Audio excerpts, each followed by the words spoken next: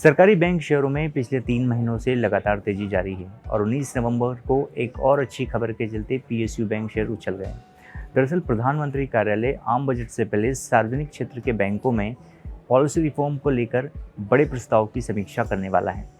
वित्तीय सेवा विभाग द्वारा तैयार किए गए इन सुधारों में नए सिरे से बैंकों का मर्जर, बोर्ड की स्वायत्ता में बढ़ोतरी और एफडीआई लिमिट में सिस्टमैटिक तरीके से वृद्धि के प्रस्ताव शामिल हैं।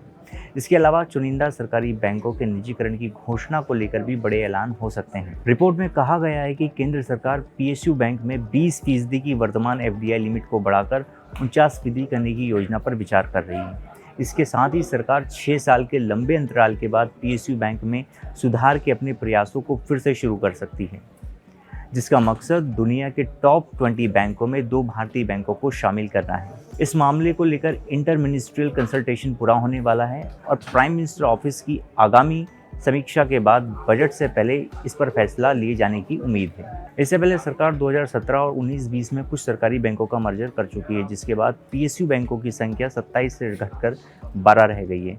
मार्केट एनालिस्ट का मानना है कि बैंकों का मर्जर होने से बैंकों की बैलेंस शीट मजबूत होगी और बैंक भारत की बढ़ती लोन डिमांड को पूरा करने में सक्षम होंगे। बैंकों के मर्जर और विदेशी निवेश की सीमा बढ़ाए जाने से जुड़ी खबरें पिछले कुछ महीनों से लगातार सामने आ रही हैं, जिसके चलते सरकारी बैंक शेयरों में काफ़ी हलचल देखने को मिली है। 3 महीने के अंदर एसबीआई, पीएनबी और बैंक ऑफ बड़ौदा समेत अन्य सरकारी बैंकों के शेयर 20% से ज़्यादा चढ़ गए हैं। खास बात है कि स्टेट बैंक ऑफ इंडिया के स्टॉक ने अपना ऑल टाइम हाई छू लिया है।